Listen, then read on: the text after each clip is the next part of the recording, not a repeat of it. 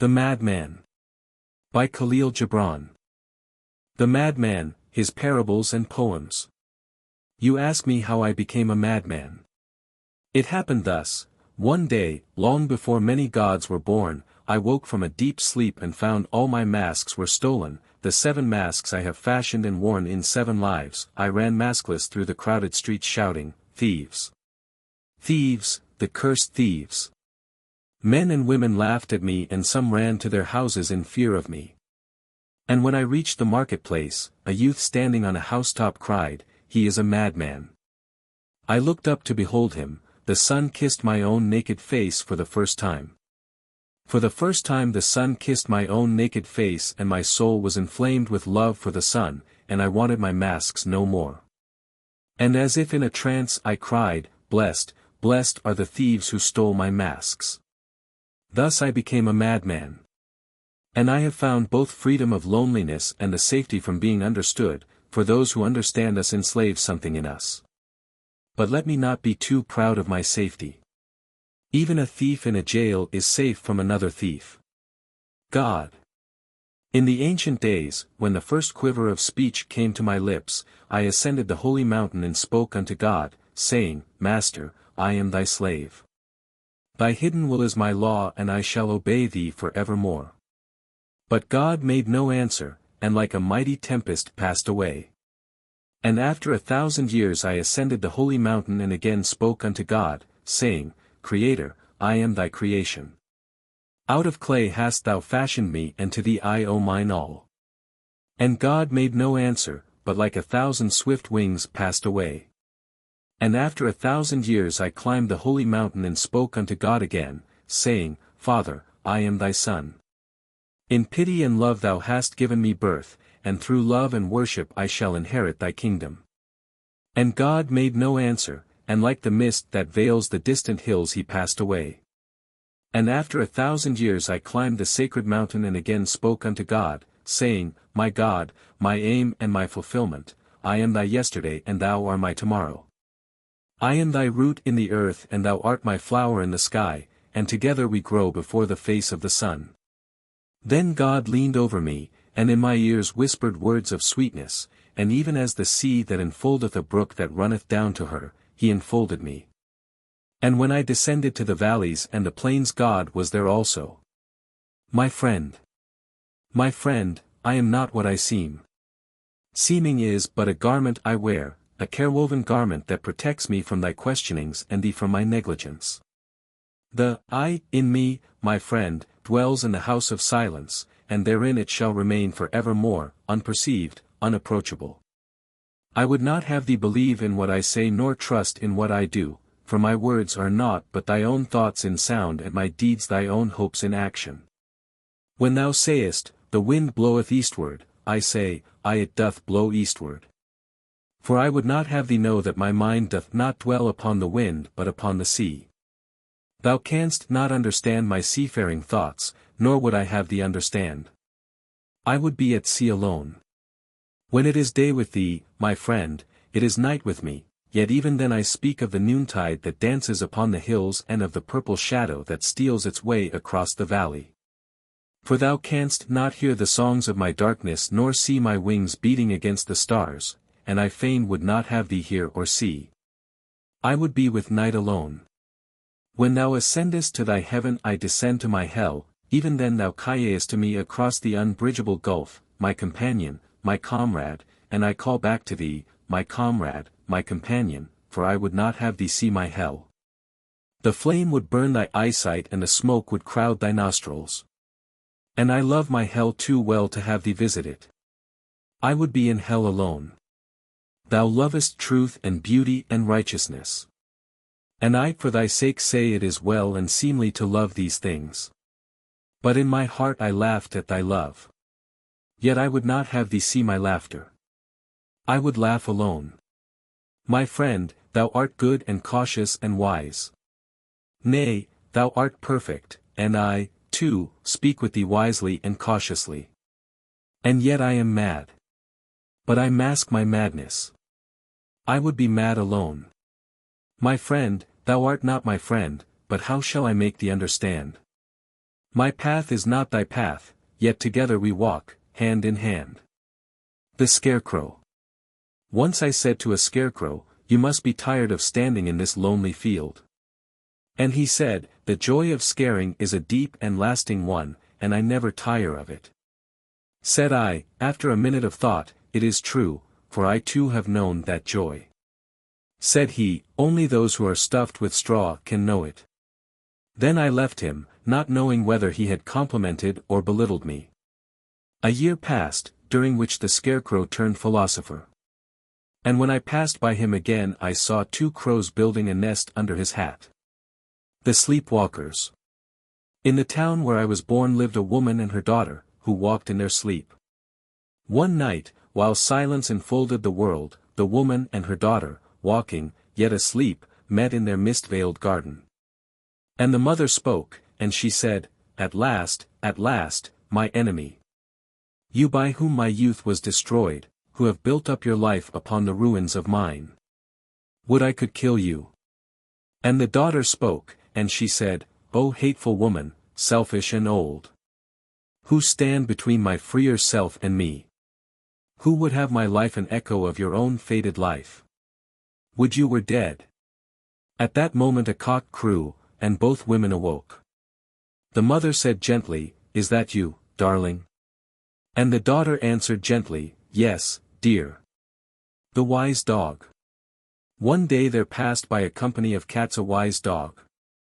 And as he came near and saw that they were very intent and heeded him not, he stopped. Then there arose in the midst of the company a large, grave cat and looked upon them and said, Brethren, pray ye, and when ye have prayed again and yet again, nothing doubting, verily then it shall rain mice. And when the dog heard this he laughed in his heart and turned from them saying, O blind and foolish cats, has it not been written and have I not known and my fathers before me? That which reigneth for prayer and faith and supplication is not mice but bones.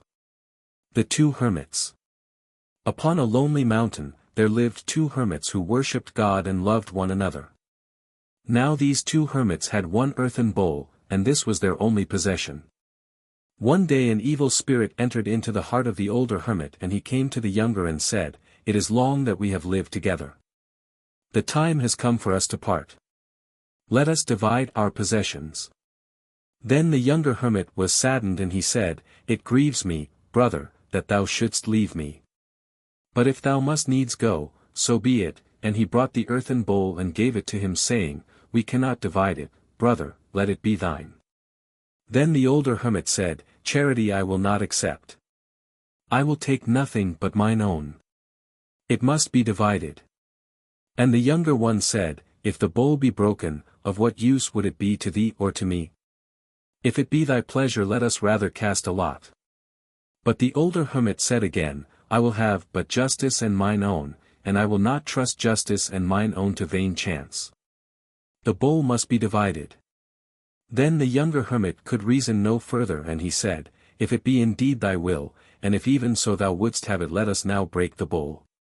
But the face of the older hermit grew exceedingly dark, and he cried, O thou cursed coward, thou wouldst not fight. On giving and taking. Once there lived a man who had a valley full of needles. And one day the mother of Jesus came to him and said, Friend, my son's garment is torn and I must needs mend it before he goeth to the temple. Wouldst thou not give me a needle? And he gave her not a needle, but he gave her a learned discourse on giving and taking to carry to her son before he should go to the temple. The Seven Selves. In the stillest hour of the night, as I lay half asleep, my seven selves sat together and thus conversed in whisper. First self, here, in this madman, I have dwelt all these years. With naught to do but renew his pain by day and recreate his sorrow by night. I can bear my fate no longer, and now I rebel. Second self, yours is a better lot than mine, brother, for it is given to me to be this madman's joyous self. I laugh his laughter and sing his happy hours, and with thrice-winged feet I dance his brighter thoughts. It is I that would rebel against my weary existence. Third self, and what of me, the love-ridden self, the flaming brand of wild passion and fantastic desires? It is I, the love-sick self, who would rebel against this madman. Fourth self, I, amongst you all, am the most miserable, for naught was given me but odious hatred and destructive loathing. It is I, the tempest-like self, the one born in the black caves of hell, who would protest against serving this madman. Fifth self, nay, it is I, the thinking self, the fanciful self, the self of hunger and thirst, the one doomed to wander without rest in search of unknown things and things not yet created. It is I, not you, who would rebel. Sixth self, and I, the working self, the pitiful laborer, who, with patient hands, and longing eyes, fashion the days into images and give the formless elements new and eternal forms. It is I, the solitary one, who would rebel against this restless madman. Seventh self, how strange that you all would rebel against this man, because each and every one of you has a preordained fate to fulfill. Ah! Could I but be like one of you, a self with a determined lot. But I have none. I am the do-nothing self, the one who sits in the dumb, empty nowhere and now hen, while you are busy recreating life. Is it you or I, neighbors, who should rebel? When the seventh self thus spake, the other six selves looked with pity upon him but said nothing more, and as the night grew deeper one after the other went to sleep enfolded with a new and happy submission. But the seventh self remained watching and gazing at nothingness, which is behind all things. War. One night a feast was held in the palace, and there came a man and prostrated himself before the prince, and all the feasters looked upon him. And they saw that one of his eyes was out and that the empty socket bled. And the prince inquired of him, What has befallen you? And the man replied, O prince, I am by profession a thief, and this night, because there was no moon, I went to rob the money-changer's shop, and as I climbed in through the window I made a mistake and entered the weaver's shop. And in the dark I ran into the weaver's loom and my eye was plucked out. And now, O prince, I ask for justice upon the weaver. Then the prince sent for the weaver and he came, and it was decreed that one of his eyes should be plucked out. O prince, said the weaver, the decree is just. It is right that one of my eyes be taken. And yet, alas! Both are necessary to me in order that I may see the two sides of the cloth that I weave. But I have a neighbor, a cobbler, who has also two eyes, and in his trade both eyes are not necessary. Then the prince sent for the cobbler. And he came. And they took out one of the cobbler's two eyes. And justice was satisfied. The fox. A fox looked at his shadow at sunrise and said, I will have a camel for lunch today. And all morning he went about looking for camels. But at noon he saw his shadow again, and he said, A mouse will do. The wise king. Once there ruled in the distant city of Wirani a king who was both mighty and wise. And he was feared for his might and loved for his wisdom. Now, in the heart of that city was a well, whose water was cool and crystalline, from which all the inhabitants drank, even the king and his courtiers, for there was no other well. One night when all were asleep, a witch entered the city, and poured 7 drops of strange liquid into the well, and said, From this hour he who drinks this water shall become mad. Next morning all the inhabitants, save the king and his lord chamberlain, drank from the well and became mad, even as the witch had foretold. And during that day the people in the narrow streets and in the marketplaces did not but whisper to one another, The king is mad. Our king and his lord chamberlain have lost their reason. Surely we cannot be ruled by a mad king. We must dethrone him. That evening the king ordered a golden goblet to be filled from the well. And when it was brought to him he drank deeply, and gave it to his lord chamberlain to drink. And there was great rejoicing in that distant city of Wirani, because its king and its lord chamberlain had regained their reason. Ambition. 3 men met at a tavern table. One was a weaver, another a carpenter and the third a ploughman. Said the weaver, I sold a fine linen shroud today for 2 pieces of gold. Let us have all the wine we want. And I, said the carpenter, I sold my best coffin. We will have a great roast with the wine. I only dug a grave, said the ploughman, but my patron paid me double. Let us have honey cakes too. And all that evening the tavern was busy, for they called often for wine and meat and cakes. And they were merry. And the host rubbed his hands and smiled at his wife, for his guests were spending freely. When they left the moon was high, and they walked along the road singing and shouting together. The host and his wife stood in the tavern door and looked after them. "Ah," said the wife, "these gentlemen. So freehand and so gay. If only they could bring us such luck every day. Then our son need not be a tavern keeper and work so hard. We could educate him, and he could become a priest." The new pleasure. Last night I invented a new pleasure, and as I was giving it the first trial an angel and a devil came rushing toward my house. They met at my door and fought with each other over my newly created pleasure, the one crying, "It is a sin," the other, "It is a virtue." The other language.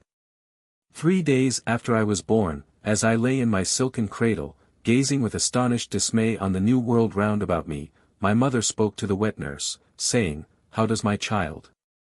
And the wet nurse answered, "He does well, madam, I have fed him 3 times, and never before have I seen a babe so young yet so gay." And I was indignant, and I cried, "It is not true, mother. For my bed is hard, and the milk I have sucked is bitter to my mouth, and the odor of the breast is foul in my nostrils, and I am most miserable." But my mother did not understand, nor did the nurse. For the language I spoke was that of the world from which I came. And on the 21st day of my life, as I was being christened, the priest said to my mother, "You should indeed be happy, madam, that your son was born a Christian." And I was surprised, and I said to the priest, "Then your mother in heaven should be unhappy, for you were not born a Christian." But the priest too did not understand my language. And after 7 moons, one day a soothsayer looked at me, and he said to my mother, "Your son will be a statesman and a great leader of men." But I cried out, "That is a false prophet. For I shall be a musician, and not but a musician shall I be." But even at that age my language was not understood, and great was my astonishment. And after 33 years, during which my mother, and the nurse, and the priest have all died, the shadow of God be upon their spirits, the soothsayer still lives. And yesterday I met him near the gates of the temple. And while we were talking together he said, "I have always known you would become a great musician. Even in your infancy I prophesied and foretold your future." And I believed him, for now I too have forgotten the language of that other world. The pomegranate. Once when I was living in the heart of a pomegranate, I heard a seed saying, "Someday I shall become a tree, and the wind will sing in my branches, and the sun will dance on my leaves. And I shall be strong and beautiful through all the seasons." Then another seed spoke and said, "When I was as young as you, I too held such views, but now that I can weigh and measure things, I see that my hopes were vain." And a third seed spoke also, "I see in us nothing that promises so great a future." And a fourth said, "But what a mockery our life would be, without a greater future." Said a fifth, "Why dispute what we shall be, when we know not even what we are?" But a sixth replied, "Whatever we are, that we shall continue to be." And a seventh said, "I have such a clear idea how everything will be, but I cannot put it into words." Then an eighth spoke, and a ninth, and a 10th, and then many, until all were speaking, and I could distinguish nothing for the many voices. And so I moved that very day into the heart of a quince, where the seeds are few and almost silent. The 2 cages. In my father's garden there are 2 cages. In one is a lion, which my father's slaves brought from the desert of Nineveh. In the other is a songless sparrow. Every day at dawn the sparrow calls to the lion, "Good morrow to thee, brother prisoner." The 3 ants. 3 ants met on the nose of a man who was asleep in the sun. And after they had saluted one another, each according to the custom of his tribe, they stood there conversing. The first ant said, "These hills and plains are the most barren I have known. I have searched all day for a grain of some sort, and there is none to be found." Said the second ant, "I too have found nothing, though I have visited every nook and glade. This is, I believe, what my people call the soft, moving land where nothing grows." Then the third ant raised his head and said, "My friends, we are standing now on the nose of the supreme ant, the mighty and infinite ant, whose body is so great that we cannot see it, whose shadow is so vast that we cannot trace it, whose voice is so loud that we cannot hear it. And he is omnipresent." When the third ant spoke thus, the other ants looked at each other and laughed. At that moment the man moved and in his sleep raised his hand and scratched his nose, and the three ants were crushed. The grave digger.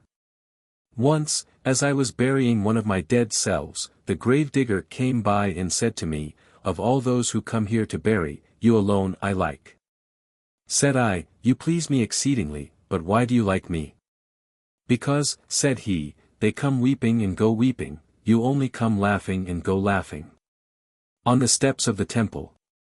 Yestereve, on the marble steps of the temple, I saw a woman sitting between two men. One side of her face was pale, the other was blushing. The blessed city. In my youth I was told that in a certain city every one lived according to the scriptures. And I said, I will seek that city and the blessedness thereof. And it was far. And I made great provision for my journey. And after 40 days I beheld the city, and on the 41st day I entered into it. And lo! The whole company of the inhabitants had each but a single eye and but one hand. And I was astonished and said to myself, shall they of this so holy city have but one eye and one hand? Then I saw that they too were astonished, for they were marveling greatly at my two hands and my two eyes. And as they were speaking together I inquired of them saying, is this indeed the blessed city, where each man lives according to the scriptures? And they said, yes, this is that city. And what, said I, hath befallen you, and where are your right eyes and your right hands? And all the people were moved. And they said, come thou and see. And they took me to the temple in the midst of the city. And in the temple I saw a heap of hands and eyes, all withered. Then said I, alas! What conqueror hath committed this cruelty upon you? And there went a murmur amongst them. And one of their elders stood forth and said, this doing is of ourselves. God hath made us conquerors over the evil that was in us. And he led me to a high altar, and all the people followed.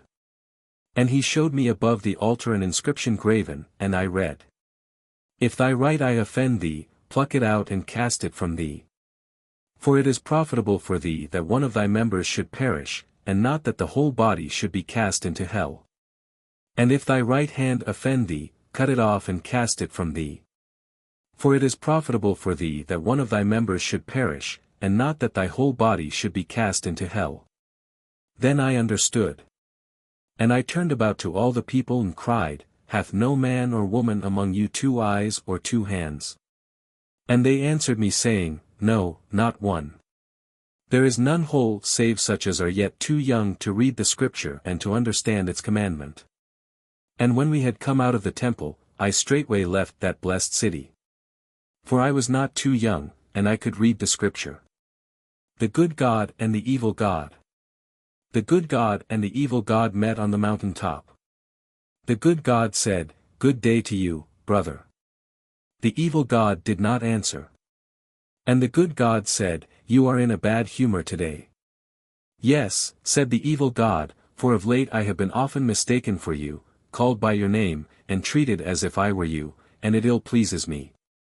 And the good God said, but I too have been mistaken for you and called by your name. The evil God walked away cursing the stupidity of man. Defeat. Defeat, my solitude and my aloofness. You are dearer to me than 1,000 triumphs. And sweeter to my heart than all world glory. Defeat, my self-knowledge and my defiance. Through you I know that I am yet young and swift of foot. And not to be trapped by withering laurels.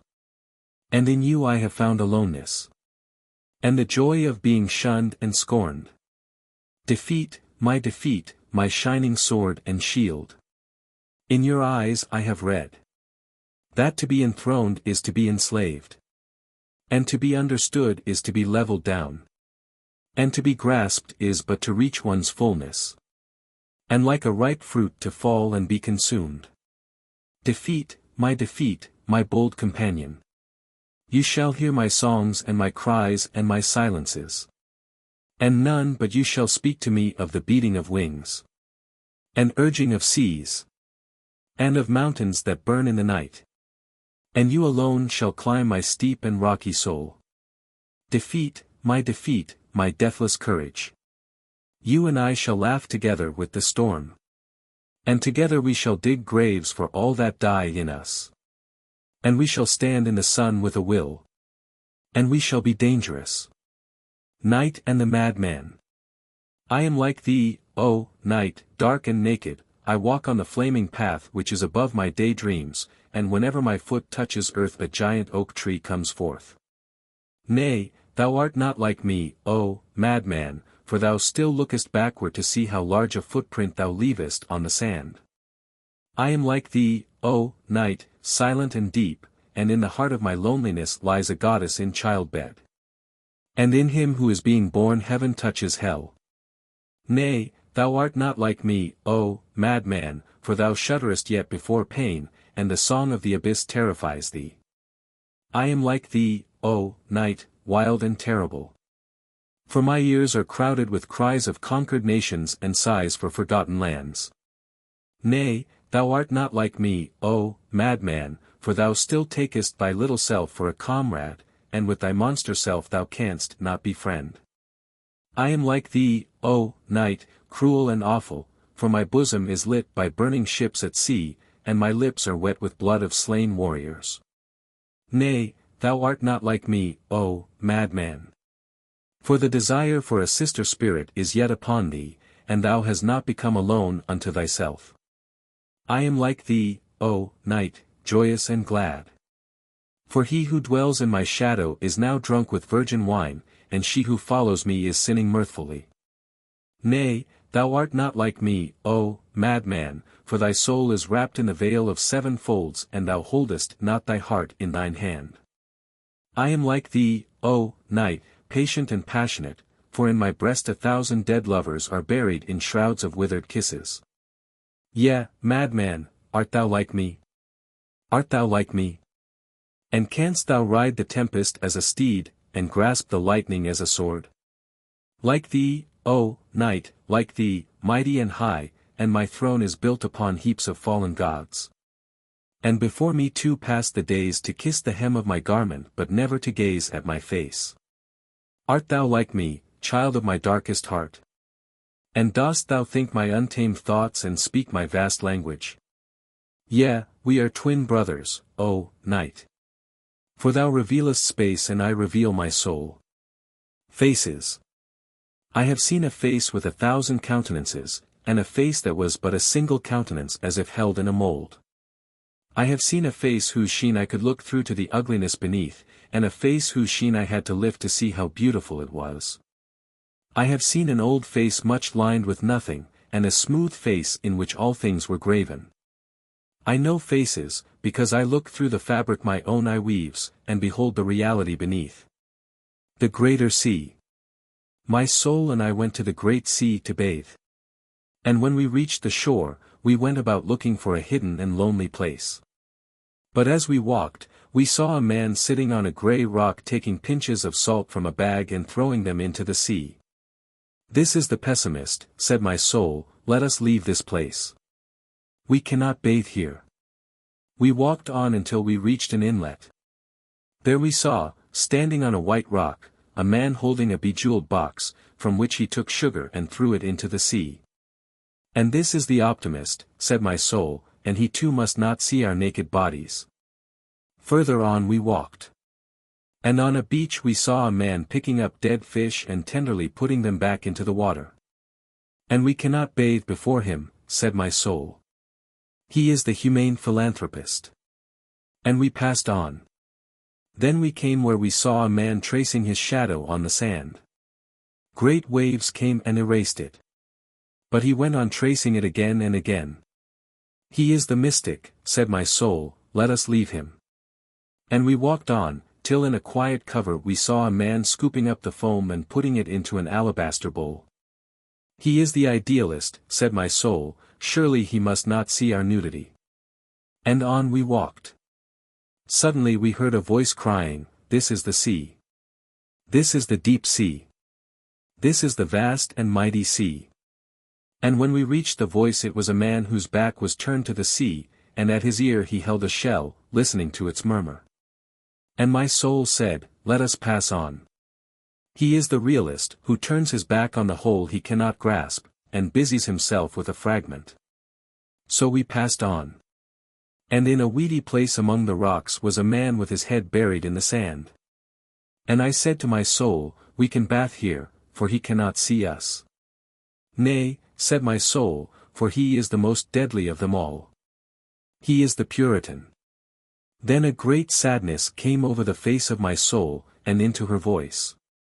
"Let us go hence," she said, "for there is no lonely, hidden place where we can bathe. I would not have this wind lift my golden hair, or bare my white bosom in this air, or let the light disclose my sacred nakedness." Then we left that sea to seek the greater sea. Crucified. I cried to men, I would be crucified. And they said, "Why should your blood be upon our heads?" And I answered, "How else shall you be exalted except by crucifying madmen?" And they heeded, and I was crucified. And the crucifixion appeased me. And when I was hanged between earth and heaven, they lifted up their heads to see me. And they were exalted, for their heads had never before been lifted. But as they stood looking up at me, one called out, "For what art thou seeking to atone?" And another cried, "In what cause dost thou sacrifice thyself?" And a third said, "Thinkest thou with this price to buy world glory?" Then said a fourth, "Behold, how he smiles. Can such pain be forgiven?" And I answered them all, and said, "Remember only that I smiled. I do not atone, nor sacrifice, nor wish for glory, and I have nothing to forgive. I thirsted, and I besought you to give me my blood to drink. For what is there can quench a madman's thirst but his own blood? I was dumb, and I asked wounds of you for mouths. I was imprisoned in your days and nights, and I sought a door into larger days and nights. And now I go, as others already crucified have gone. And think not we are weary of crucifixion. For we must be crucified by larger and yet larger men, between greater earths and greater heavens." The Astronomer. In the shadow of the temple my friend and I saw a blind man sitting alone. And my friend said, "Behold the wisest man of our land." Then I left my friend and approached the blind man and greeted him. And we conversed. After a while I said, "Forgive my question, but since when hast thou been blind?" "From my birth," he answered. Said I, "And what path of wisdom followest thou?" Said he, "I am an astronomer." Then he placed his hand upon his breast, saying, "I watch all these suns and moons and stars. The great longing. Here I sit between my brother the mountain and my sister the sea. We three are one in loneliness, and the love that binds us together is deep and strong and strange.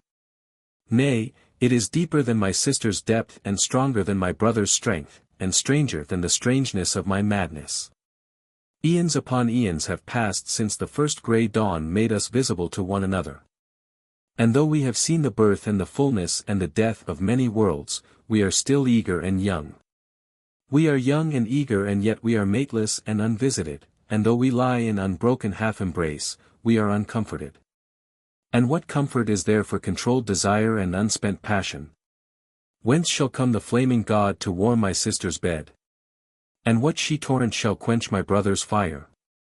And who is the woman that shall command my heart?